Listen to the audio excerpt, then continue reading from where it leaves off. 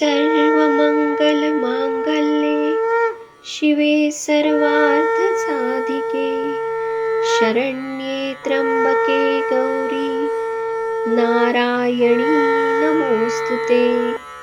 अथ देव्या कवचम्। ॐ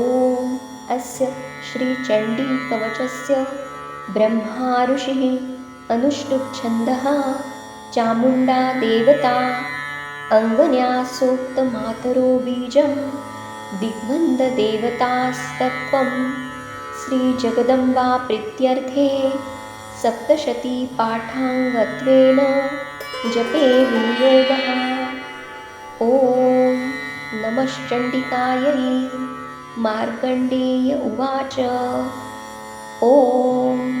यद्गुह्यं परमं लोके सर्वरक्षाकरं नृणां यन्न कस्यचिदाख्यातं तन्मे ब्रूहि पितामह। ब्रह्मोवाच।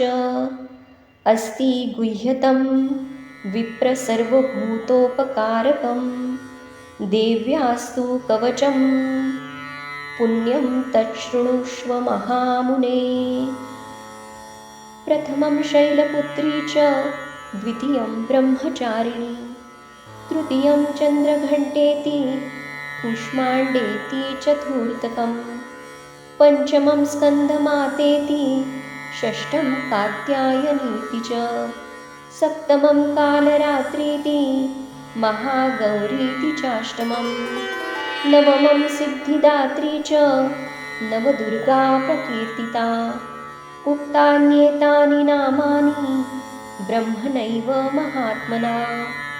अग्निनां दह्यमानस्तु शत्रुमध्ये गतोरणे विषमे दुर्गमे चैव भयार्धाः शरणं गता। न तेषां जायते किञ्चित् शुभं रणसङ्कटे नापदं तस्य पश्यामि शोकदुःखभयं नहि। येस्तु भक्त्या स्मृता नूनं तेषां वृद्धिः प्रजायते ये त्वां स्मरन्ति देवेशि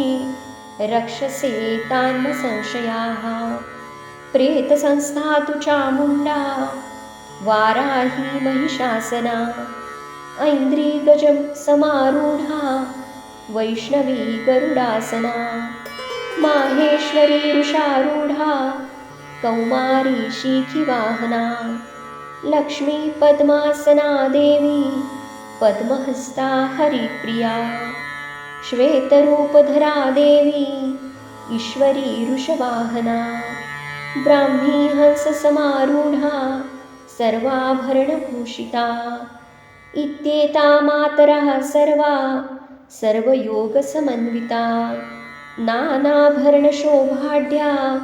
नानारत्नोपशोभिता दृश्यन्ते रथमारूढा दिव्यः क्रोधसमाकुलाः शङ्खचक्रं गदां शक्तिं हलं च मुसलायुधं खेटकं तोमरं चैव परशुं पाशमेव च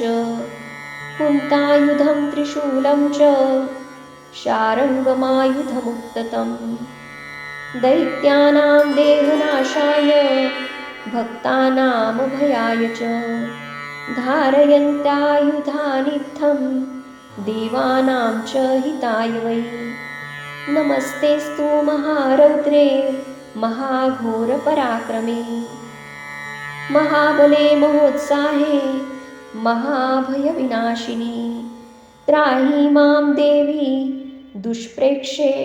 शत्रूणां भयवर्धिनी प्राच्यां रक्षतु मामैन्द्री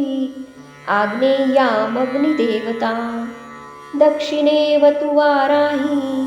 नैऋत्यां खड्गधारिणी प्रतीच्यां वारुणी रक्षेत् वायव्या मृगवाहिनी उदीचां पातु कौमारी ऐशान्या शूलधारिणी ऊर्ध्वं ब्रह्माणि मे रक्षेत्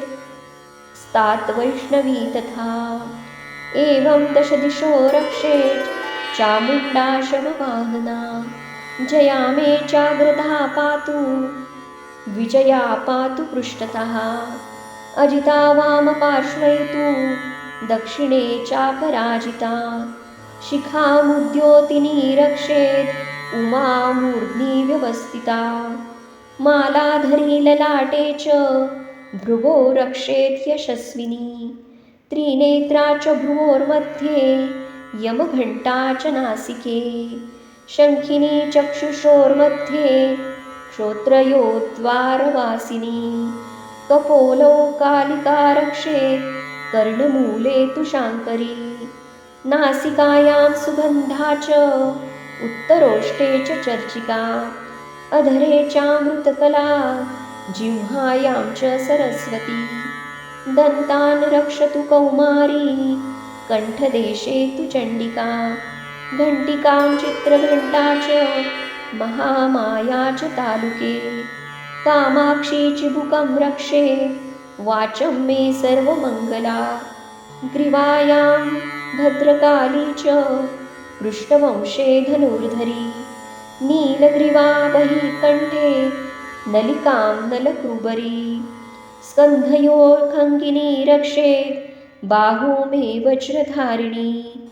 हस्तयोर्दण्डिनी रक्षेत् अम्बिका चाङ्गुलीषु च नखाश्चूलेश्वरी रक्षेत् कुक्षौ रक्षेत् कुलेश्वरी स्तनौ रक्षेन् महादेवी मनः शोकविनाशिनी हृदये ललिता देवी उदरे शूलधारिणी नाभौ च कामिनी रक्षेत् गुह्यं गुह्येश्वरी तथा पुतना कामिका मेढ्रं गुदे महिषवाहिनी कट्यां भगवती रक्षेत् जानुनी विन्ध्यवासिनी जङ्घे महाबला रक्षेत् सर्वकामप्रदायिनी गुल्फयो नारसिंही च पादपृष्ठे तु तेजसी पादाङ्गुलीषु श्रीरक्षेत् पादाधस्थलवासिनी नखान्दंष्ट्राकराली च केशांश्चैश्चोर्ध्वकोत्केशिनी रोमकूपेषु कौबेरी त्वचं वागीश्वरी तथा रक्तमज्जावसामान् सान्यस्ति मेदासी पार्वती अन्त्राणि कालरात्रि च पित्तं च मुकुटेश्वरी पद्मावती पद्मकोशे कफे चूडामणिस्तथा ज्वालामुखी नखज्वालाम भेद्या सर्वसन्धिषु शुक्रं ब्रह्माणि मे रक्ष्या छायां छत्रेश्वरी तथा अहङ्कारं मनोबुद्धिं रक्षेन्मे धर्मधारिणी प्राणापान तथा व्यान मुदानं च समानकं वज्रहस्ता च मे रक्षेत् प्राणं कल्याणशोभना रसे रूपे च गन्धे च शब्दे स्पर्शे च योगिनी सत्वं रजस्तमश्चैव रक्षेन्नारायणी सदा आयुरक्षतु वाराही धर्मं रक्षतु वैष्णवी यशः कीर्तिं च लक्ष्मीं च धनं विद्यां च चक्रिणी गोत्रमित्राणि मे रक्षेत् पशून् मे रक्ष चण्डिके पुत्रान् रक्षेन्महालक्ष्मीं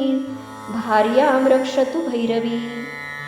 पन्थानं सुपथा रक्षेन् मार्गक्षेमकरी तथा राजद्वारे महालक्ष्मीर्विजया सर्वतासितः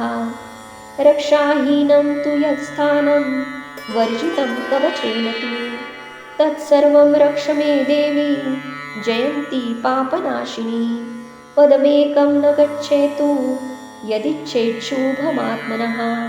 कवचेनावृतो नित्यं यत्र यत्रैव गच्छति तत्र तत्रार्थलाभश्च विजयः सर्वकामिका यं यं चिन्तयते कामं तं तं प्राप्नोति निश्चितं परमैश्वर्यमतुलं प्राप्स्यते भूतले पुमान् निर्भयो जायते मर्त्यः सङ्ग्रामेष्वपराजितः त्रैलोक्ये तु भवेत् पूज्यः कवचेनावृतः पुमान् इदं तु देव्याः कवचं देवानामपि दुर्लभं यः पठेत् प्रयतो नित्यं त्रिसन्ध्यं श्रद्धयान्वितः दैवी कला भवेत् तस्य त्रैलोक्येष्वपराजितः जीवेत् वर्षशतं साग्रम् अपमृत्युविवर्जितः नश्यन्ति व्याधयः सर्वे लूता विस्फोटकादयः स्थावरं जङ्गमं चैव कृत्रिमं चापि यद्विश्वम् अभिचाराणि सर्वाणि मन्त्रयन्त्राणि भूतले भूचराखेचराश्चैव जलजाश्चोपदेशिकः सहजा कुलजा माला डाकिनी शाकिनी तथा अन्तरिक्षचरा घोरा डाकिन्यश्च महाबला ग्रहभूतपिशाचाश्च यक्षगन्धर्वराक्षसः ब्रह्मराक्षसवेतालः कुष्माण्डा भैरवादयः नश्यन्ति दर्शनातस्य कवचे हृदि संस्थिते मानोन्नतिभिर्वेद राज्ञस्तेजो वृद्धिकरं परम् यशसा वर्धते सोऽपि कीर्तिमण्डितभूतले जपेत् सप्तशतीं चण्डीं कृत्वा तु कवचं पुरा